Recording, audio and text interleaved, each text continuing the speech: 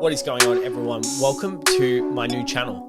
Today we are kicking our series off, looking at the AFL Fantasy landscape, the SuperCoach landscape, and we're also going to be doing Bolter this year, which round 0 kicked off. So we're going to jump in with my first video being a team reveal. So I'm going to kick off today with a SuperCoach team reveal while I still work out the kinks of my fantasy one. But if that's something you're interested, please tune on in.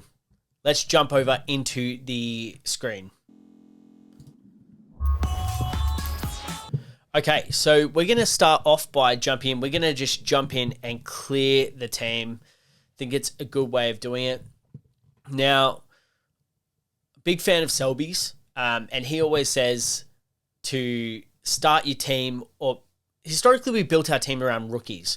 But Selby actually has a point of view where we build it out with the people we don't want to miss out on, or the fundamentals of our team. So we're going to jump in and do that. And the first player picked this season has to be Nick Dacos. Now, for a while, I was like, oh, do we go for the Dacos, or is there a tag coming? We can't really be worried about that. Like, we can't hang our hats on a tag from Finn McGuinness in round, 5 against Hawthorn. He does have a bye, I get that, but this is a player that just shows he is better than the rest. As you can see, they scored a 131 in opening round. He just gets it done. There's no ifs and buts about it, and he is easily 10 points better than the next available option. I don't like Sicily. I think he's going to have a bit of a regression. Tom Stewart was in consideration. I did have him at D2, but not this time. We're actually going to scroll down and we're going to add in Harry Sheezel. I think what we saw in the practice game and then what we saw from him last year, if he's got that halfback role, you've got to back it in. There's points galore there. You've got Zeeble, Hall out. McDonald missed the practice game, but he just racked it up. I think the introduction of Fisher as well, both of them are going to look to move the ball. And if they do have to move Sheezel around, what are they going to move him to? They're going to move him into the midfield where he's going to have more access to points. So I think that's a bit of a no-brainer. But I'd be interested to hear what other people think as well. Third player for me is going to be Hayden Young. I think Hayden Young going into that midfield, he's one of the players that has not missed for me. I think he's been in there from the start of my year. He's actually who I named my team on. The Young and the Gould was on Hayden Young when I started playing fantasy 5 years ago. And that move into the midfield, can't go without him. I think there's too much value there. And it looks like he, Fife, and Sarong are going to be the main men. And then Brayshaw probably rotates out. And then you'll have obviously Erasmus and Johnson, and anyone else they want to add through. So that's Youngie there. Now, when we get to D4, that's when it gets a bit interesting. So I've played around with this a little bit, and I think that I actually am going to bring in Lockie Whitfield. But I'm going to pause on that decision because I think there's a guy that we have to pick, which is Elliot Yeo. Elliot Yeo has to sit in my team here, and I think even if he does represent a bit of risk with the body, the upside definitely outweighs it. He's going to be the bull in the middle. He's had a great preseason. We know what he's done previously, and I think if he's fit and healthy, we've got to back him in. The other person that actually is in my team now is Zach Williams. Now, for a while, this position was actually Yo, and the position before was Coleman. But with Coleman going down, we can't pick him, which is unfortunate. He was primed for a big year, but Zachy Williams did enough for me to be able to get up there. He had a great first half, but with 2 years of not playing footy, I think rolling into the second half, maybe a bit fatigued, was probably pretty guaranteed to happen. So he sits in there. And then really it comes down to my other players. So the rookies, or the rookie roulette that we were looking at Curtin was in at one point, but we've got Reed in here as a bomber man. I like the look of this bloke down back. So he's going to slot in there for me and hold down that D6. This previously was for me Caulfield, but I think saving some coin, although Caulfield was announced today that he will be debuting. So there is a chance that this position could change.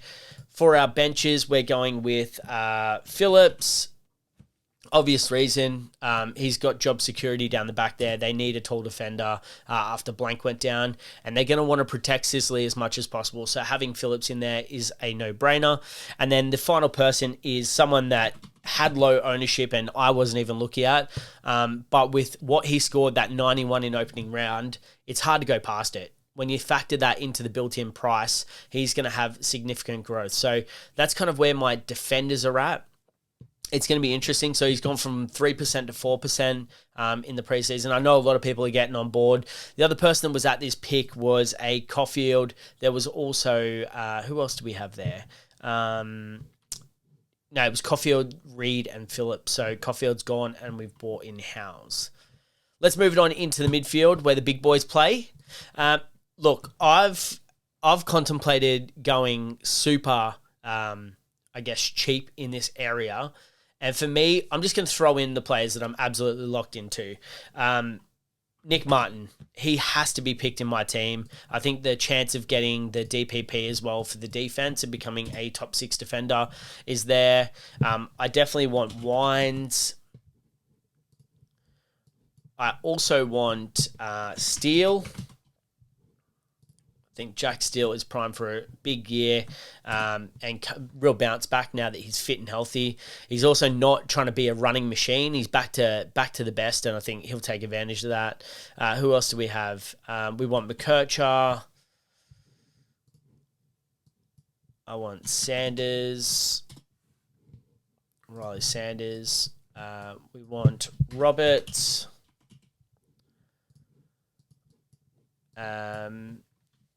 Roberts, I want Clark. And then this is where it gets interesting for me. I've flirted with the idea of having, we got Zachy Butters in there for sure as well. I think Zach Butters is a must-have. There was concerns about the injury. I think I watched a video with SuperCoach with DR, where he was saying that one of his mates actually spoke to Zach Butters and said he's all good. Now, that could be just horseplay.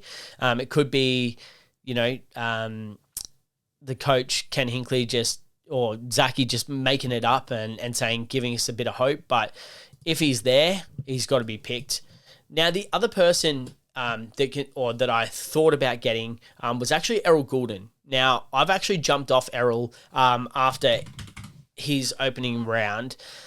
The only reason is that I think with the gaps, it just presents a little bit of uncertainty. He might get a lot of the ball. He might represent inside, but I think he does a lot of work on the outside and that gut running. And I like him there. And I think he scores well there. And we saw that last year. He scored well there. So Errol did appeal to me. However, we are going to go with the Bont. Now, I've got to get Bont back in. They're ever reliable. But I'm also looking at it from, this is a bloke that's going to be a captain option week in, week out. Gets it done across all of the stat lines. I don't know if you've ever seen our podcast, but we talked about this in depth. And I think that he just presents a lot of value in that it's certainty. He's done it before. He's probably not going to make money. Well, he's definitely not going to make money, but he has the ability to just consistently put up good ceiling scores, but also has a good floor as well, which is what I want. The other person that I was looking at is Luke Davies-Uniacke in here. He would probably come in for a steal. So I've thought about that, but I'm probably not going to go there. I'll probably have Steele in my team rather than LDU. And then what have we got here? So I've got Clark, Butters. The other player I really wanted was Ollie Wines, Crouch.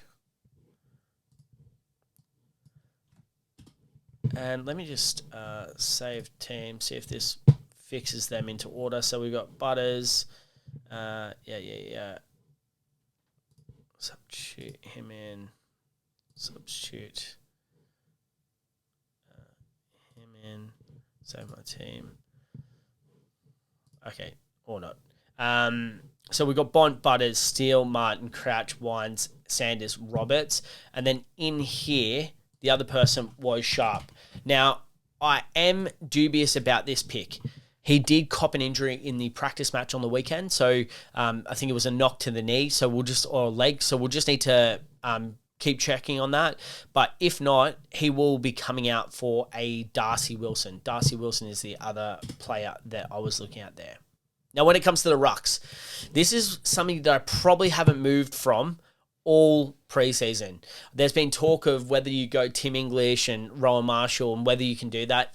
I don't think that you can. Too overpriced. Paying $715,000 for a bloke that is probably going to do what he did, but that's a high price to pay. Although I say that, and I've got Bont in my team. I think the only picks are Maxi Gawn. He's shown us what he can do in that practice match. Maybe not so good in the round 0 game, but what I think they'll do here is have a look at that forward line and see who can chop out with him. I don't think they're going to put all the pressure on Maxi just to do it himself, but he will still be that solo ruck. He looked a little gassed in that second half, and Brodie Grundy did a phenomenal job on him, and that is where I am going with my second pick there. So Brodie Grundy, you see that 139, phenomenal effort. I don't think he's going to be putting up 139s every day of the week, but what I do know is that a 139 built into his score is going to be very nice. That is going to help him in the price rise, and ultimately what we want to do is turn him into one of the big dogs. So got to go there. And the other person for me, I'm going with Sammy Naismith. Now, if for whatever reason Naismith isn't going to play, then what I probably will do is roll him back to the rookie from West Coast. What's his name? I think it's Barnett, Harry Barnett. Barnett has the most Sunday games. So from a looping perspective, he presents a lot of value there. But we're going to go with Naismith to start with. And then it comes into the forward lines. Now, at this position, I've started a few people. So I've still got 1.9 million in salary here. So let's just save my team and get everything all balanced out there. Perfect. So forward lines. At one point, I had Luke Jackson in my team. Well, I started with Jack McRae, but obviously he went down and then I kind of missed out. Luke Jackson is interesting. Everyone is getting hyped on Luke Jackson because of his run that he had last year. In that run where he was solo ruck and he scored phenomenally. Let's see if we can bring it up here. I'm not sure if it'll come up. Where was it? It was like round 19 or something, right? Yeah, 187, 173, 124, 123, 101. That streak of games, obviously people are hanging on to that now, that big news that Darcy is out. But Darcy's only suspected, Rhino Daniels tweeted out that it's 3 to 4 weeks. And when I factor in the fact that, sure, Luke Jackson would be great to have cover for the rucks, he did those scores against subpar ruckmen. He wasn't going up against good people. I don't think that he's necessarily going to be doing that. And when you take out some of the scoring in Fantasyland, it balanced out to a 92. So if you add SuperCoach to that, you might get a little bit more of a bump. But I just don't think that he is going to be the big player that everyone thought he was going to be. I just don't think it's going to happen. So for me, I'm going to go cheaper. I've been looking at a Sam Flanders here, and we're just going to build this out as if Sam Flanders was in my team. But what I am going to do is just start adding in the players I don't want to miss out on. So we've got Fisher. Pretty vanilla here. Jordan. I am going with a Fife. I think there's tremendous amount of danger here, but it is what it is. We've just got to roll the dice. I don't want to miss out on Sexton. I think that role, he'll only be better for another look at it. And I think that Gold Coast like him down there. The only other person that they've got really is Will Powell, and they've got Butterick, but I think they like the look of Sexton. Dimmer's gone in and gone, no, I like you as a player. Let's find a role for you, and he's found a really great role. So I like him there. And then I am going to keep Reed in my team. Harley Reid, that is. Harley Reid there in the F6 position. My forward rookies are going to be... Now, this is where I've kind of been tossing it up. I wanted Wilson in here. And if Sharp is going to miss, then Wilson will be in my midfield. But if not, then he will be there. And then the other person, this is where it's got to be interesting. I was flirting with the idea of a Charlie Lazaro. Now, as you can see, 33K, so I probably can't do this.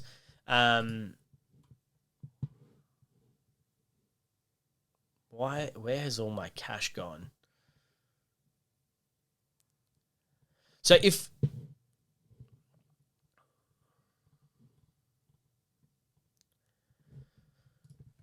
So I have flirted with the idea of a Charlie Lazaro, but I don't have the cash for him. And in order for me to add another player in, I kind of need to make spare room, and that spare room has to come from my midfield. I can't really run a Steele, Martin, Crouch, and Wines. And so for me, the person with the least amount of certainty there is Matt Crouch, and he would come out. I'd move McKercher into the middle here, and then Darcy Wilson. Sorry, this would be Hustwaite. Henry Hustwaite. I think he'll be a part of Hawthorn's plans. We'll go Darcy Wilson here, and then finally we should then be able to afford, Lazaro. So for me, Charlie Lazaro was there. I like the idea of having that midfield player in here. And what I'm really looking at here is where's the value, where's the upside? I think with Wilson, he presents a lot of upside. He obviously can go into that midfield, as I said. And if I did have to move Sharp out and Wilson in, I would turn this into Cadman. Aaron Cadman. I think he's obviously progressed. He's going to put on size through the preseason, and he'll be better for it at another look at it. And so that would kind of be where my team would fall with that forward line there. But the person or the whipping boy for me is going to be Sammy Flanders, and it's going to be whether Hustwaite stays in that side, because I kind of like the idea of having Flanders in my team. I think he's going to be able to get that 90s or keep pushing and do the 124. But I like the idea of running a Crouch in my midfield. And I'm applying a lot of different principles to this. I look at this and I go, okay, if I am attacking this season from a SuperCoach standpoint, I'm looking at players that are going to generate more of the SuperCoach scoring. So your people like your Phillips, your Howes, your Reed. I think the scoring is going to come from Spoils, the key defender. They've got access to points there. I look at a Matt Crouch. He's in the middle. He's got contested ball, lots of handballs, not a lot of kicks, but he still is going to get those extra scoring potential. Cadman in SuperCoach obviously presents a lot of value from a kicking goals and that contested mark standpoint. So I like the idea of him. But I've also looked at Elliot Yeo coming out of my team, and I believe I can afford him. And that would be a Lockie Whitfield in here as a bit of a pod. It leaves me with 82K. It takes away some of that uncertainty, but it does introduce another buy player. And when I look through the buys here, if we have a look, we've got best 18 in that one. Round 3, we should be okay. We've got 3 people on the buy there, but coverage. Round 5, 1, 2, 3, 4 people on the buy, so we'd be down to best 18, but we've got coverage again. So I'm not too worried about the buys. I think we're hyping it up. It doesn't have to be. We've got a great opportunity here to be a little bit more attacking, and I think what I'm going to bring to it is my AFL fantasy mindset, which is apply aggressive trading. We've got 40 trades. Let's make the most of it. We can take a punt on some of these other players. So I probably will go for more of a value standpoint than what other people will. And that Lockie Whitfield might come down to a Yo. I'll add maybe a Crouch back in there and maybe see what I can do there. But this is kind of what I'm looking at now for my my SuperCoach team. I'd love to know any thoughts or feelings on it. This has been a pretty brief video for you all, but just wanted to introduce my team before the season kicks off and go from there. So if you've enjoyed the video, please give it a like, give it a subscribe, share it around with your friends. My mates and I have started a AFL Fantasy podcast, so if you haven't listened to that, head on over to the link in the bio. But this is my team. I'm excited for my second year ever playing SuperCoach. Last year, I think I finished in the top 1%. So I'm excited to take it on again. But thanks for watching and look forward to seeing you in the next one. See you guys.